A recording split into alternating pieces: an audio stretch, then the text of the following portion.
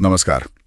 आज हम एक बहुत ही दिलचस्प सवाल पर बात करने वाले हैं।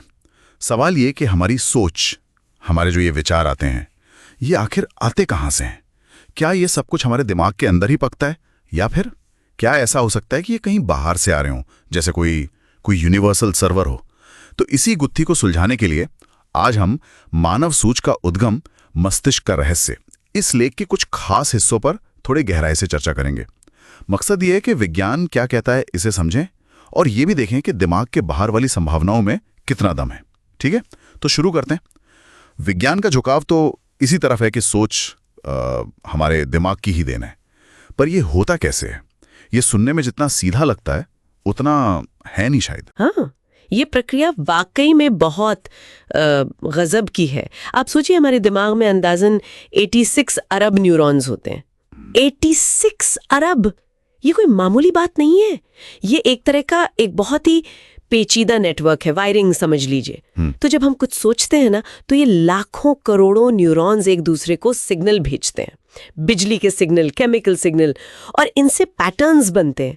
हमारी यादें, हमारे एहसास, जो कुछ हमने सीखा है, ये सब मिलकर इन सिग्नल्स को एक विचार का रूप देते हैं। ओह अच्छा, तो मतलब ऐसा नहीं है कि कोई आइडिया यूं ही कहीं से टपक पड़ा। हमारा दिमाग तो लगातार सीख रहा है, पुरानी बातों को, पुराने अनुभवों को नई जानकारी से जोड़ रहा है। तो क्या इसी मिलावट से, इसी मंथन से नए विचार या क्रिएटिविटी आती है? हाँ बिल्कुल। मतलब हमारे अतीत का, हमारी परवरिश का, हमारे आसपास के माहौल का, इन सब का रोल हुआ इसमें। बिल्कुल सही कहा आपने। हमारा दिमाग कोई बंद डिब्बा नहीं है। वो बाहर की दुनिया से लगातार जानकारी लेता रहता है। हम जो देखते हैं, सुनते हैं, महसूस करते हैं, वो सब इनपुट है।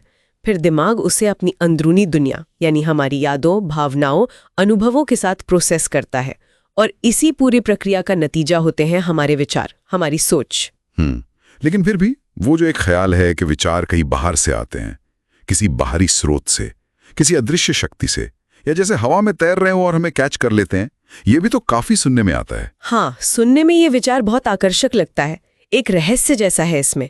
लेकिन मुश्किल ये है कि इसका कोई ठोस साइंटिफिक सबूत वो अभी तक मिला नहीं है। विज्ञान तो सबूतों पर चलता है, एक्सपेरिमेंट्स पर, और ये बाहरी सर्वर या कॉस्मिक चेतना वाली बात जो है, वो फिलहाल सिर्फ एक कल्पना ज्यादा लगती है। कोई सबूत नहीं मतलब? हाँ, पर देखिए, एक तरह का सर्वर जरूर है, जिसे हम कह सकते हैं इंसानों का बनाया हुआ सर्वर। हमारा समाज, हमारी संस्कृति, इंटरनेट, किताबें, आर्ट, ये सब मिलकर ज्ञान और प्रेरणा का एक बहुत बड़ा सोर्स बनते हैं।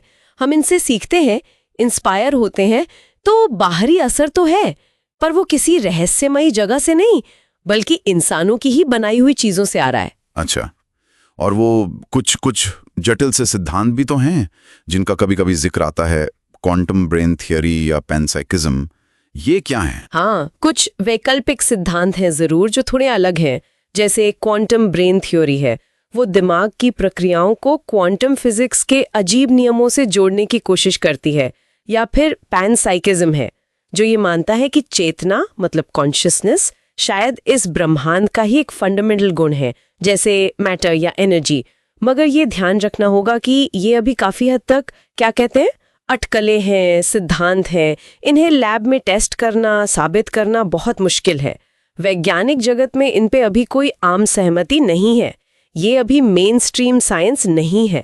तो मतलब ये अभी सिर्फ आइडियाज हैं, पक्के तौर पर कुछ कह नहीं सकते। हाँ बिल्कुल, कल्पना के लिए अच्छे हैं, पर वैज्ञानिक आधार अभी मजबूत नहीं है। तो फिर आज की जो वैज्ञानिक समझ है, उसका निचोड़ क्या है? मतलब सार क्या निकला है सबका? बायोलॉजिकल और केमिकल प्रक्रियाएं चल रही हैं, उन्हीं का नतीजा है।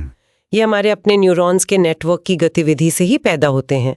ये एक अंदरूनी प्रक्रिया है। यानी हमारी सोच, हमारी खुशी, हमारा गम, हमारी पहचान, सब कुछ इसी 3 पाउंड की मशीन के अंदर बन रहा है। हाँ, मोटे तौर पर आज का वैज्ञानिक निष्कर्ष यही है।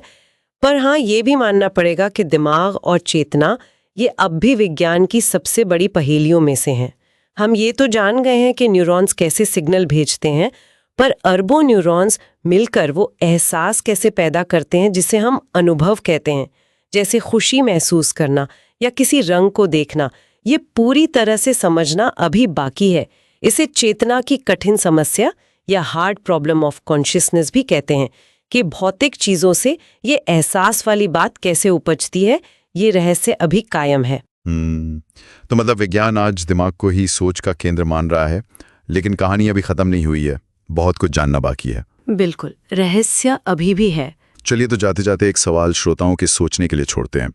अगर सोच पूरी तरह से दिमाग में ही बनती है, हमारे निजी अनुभवों और ज्ञान के आधार पर, तो क्या ऐसा हो सकता है कि दो बिल्कुल अलग लोग जो कभी मिले नहीं, जिनका कोई लेना देना नहीं, एक ही समय पर एकदम एक जैसा बिल्कुल नया मौलिक विचार सोच लें?